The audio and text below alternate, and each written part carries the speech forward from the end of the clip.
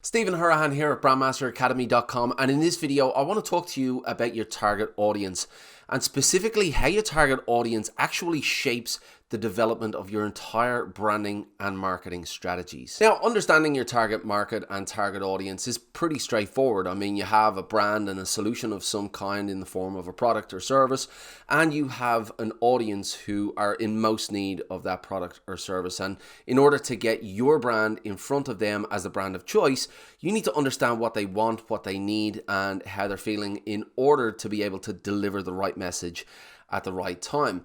But going a little bit further than that, and when we start to dissect what the brand is made up of and the brand strategy elements involved, then we can start to really uncover the layers of complexity linked to the importance of the target market. So think, for example, about building a house, right? So if you wanted to build a house and you wanted to have a beautiful skylight in your attic, well, you wouldn't start with the skylight. Before you can build a skylight, you need an attic.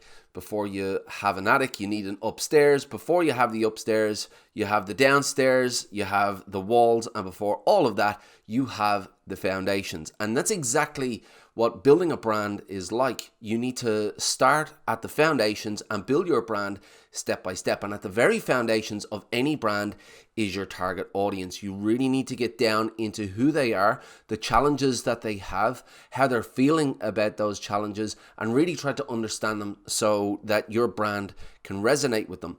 Now, from this point, everything within your brand is built from this foundation. So if you don't get that foundation right from the get-go, if you don't really dig into who your audience is and the problems that they have, the challenges they face, and really understand everything about them, then every element you build on top of that will not be aligned to who your audience really is.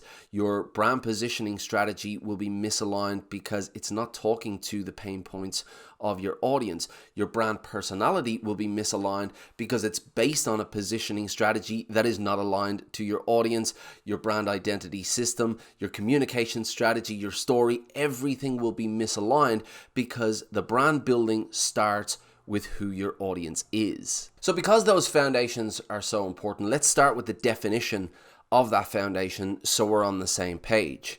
So a target audience is a specific group of people most likely to want or need what your brand offers. So who are these people? Where are they going? Where are they coming from? What have they been through to get to where they are at this point, where they need and want your solution? And what are their goals? What are they trying to ultimately achieve?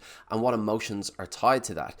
Now, sometimes brands and businesses are created by a visionary or a leader who has been through a certain problem or challenge before and has overcome that problem and looked back on it and said, you know, that problem needs to be addressed in a better way, and the business is born. Now, this isn't always the case, but if it is, then that leader and that visionary is at an advantageous position because they can tap into the journey that they went on, the feelings they had, the emotional connections that they had both before and after the solution, so they can see both sides of the coin. So it's really an advantageous position to be able to tap into the understanding of that audience on a deep level. So whether that's you building your own brand or the brand leader that you're building the brand on behalf of, you need to try and tap into that emotion, to that journey that they've been on, if that's the case. Now, audience personas are the way to develop your audience and really bring your audience to life from a tangible point of view. You know, once you understand the details of that audience persona and those journeys that they've been on and those emotional connections, then you can really start to develop a communication strategy around that. Now, there are often more than one audience personas for any given brand because different people experience problems in different ways. Now, each one of these personas represents a different segment of your overall target audience, but the more you understand each and every one of these segments and each and every one of these audience personas, and the more you develop them out on a detailed and emotional level, the more you're going to be able to resonate with them through direct communication, speaking to their specific journey, their specific challenge, and their specific pain points. Now, if you've heard of the terms audience persona or buyer persona before, then you've probably heard of the terms demographics and psychographics. Now, while you will go out and find articles out there that will tell you demographics and psychographics are the tools that you need to define who your audience is, really, once you've categorized who your audience is using demographics and psychographics, you're really only then at the starting point. Demographics allow you to categorize your audience based on the circumstances of their lives. So what kind of job do they have? Are they married? What kind of income are they on? Do they have kids? Where do they live?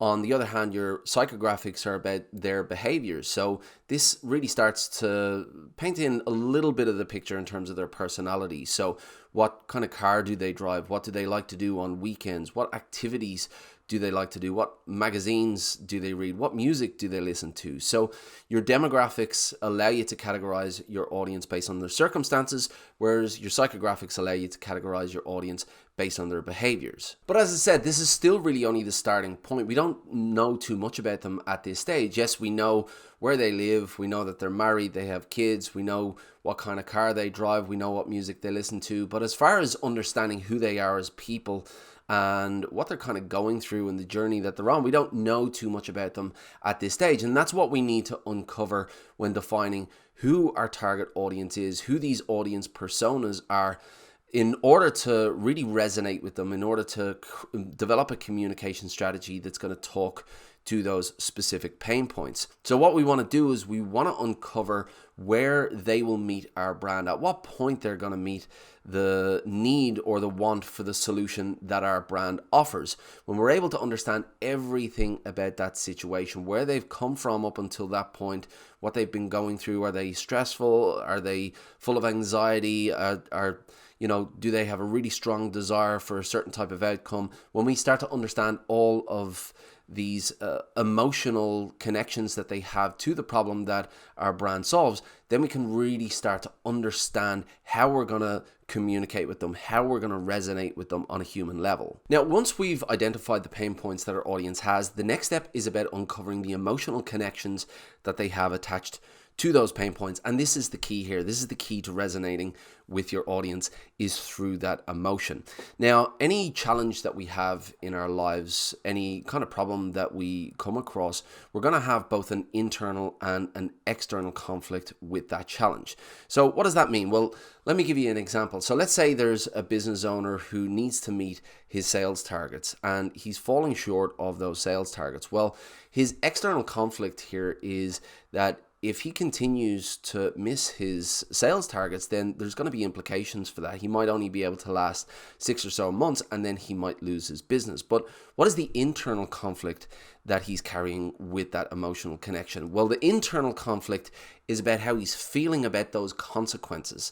So he might have a family that he's supporting, he might have kids that he wants to send to college, and if he doesn't meet these sales targets and he does lose his business, then that's going to impact all of those plans. So his external conflict are the immediate consequences. His internal conflict are the eventual and long-term and emotional consequences. So how do you go about getting all of this information? Well, if you have a budget, you can go out and you can pay a market research firm and they'll be able to give you a huge amount of information based on really detailed analysis. But chances are you're not going to have tens of thousands to throw at defining who your audience is. So in that case, you're going to need to go into the marketplace. You're going to need to roll your sleeves up and do some hard work and use just basic marketing tactics, guerrilla tactics, and just become a detective, become a brand detective, become a detective on who your audience is, where they go, find out where they're hanging out, where they're contributing, and start looking at what they're doing, start analyzing their behavior. What are they sharing? What are they liking?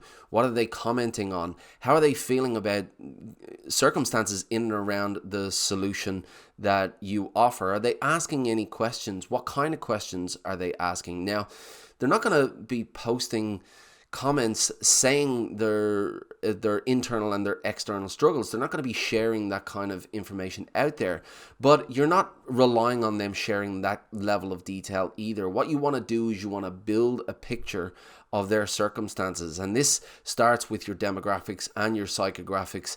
It then narrows down into the pain points that they have, and you will find clues in various different forums, on various different review sites, about how this group of people are feeling about the problem that you solve. And then it's about reverse engineering that, uncovering those feelings, uncovering that emotional connection, and then that internal and external conflict. But remember, this is the foundation that you're building your brand on. The more you understand about your audience, the more detail that you have about their intricate lives, about the journeys that they've been on, and those internal and external conflicts, the more you're going to be able to build a positioning strategy that will talk to that, personality that will talk to them, visual identity. Everything that you build on top of your rock solid foundation is going to be a lot more solid, because you've done the work in identifying and understanding who your audience is. But what about you? What is your experience as a brand builder, whether it's building a brand for yourself, building a brand for a client? Do you know who your audience is? Are you crystal clear on the pain points they have, the emotional connections they have, the internal and external conflicts, and are you able to build a communication strategy around those conflicts? Do you know it that well? What about your processes? Is there anything that you use to define who your audience is? Or are you having challenges finding out who your audience is, finding where they go and where they leave comments, and putting that whole picture together? I'd love to know. Let me know in the comments. If you found this video helpful, if you found any kind of insights at all, please let me know as well. Give it a thumbs up, hit that subscribe button, hit the notification bell. It'll let you know when I've got new videos coming out, and I will see you in the next one.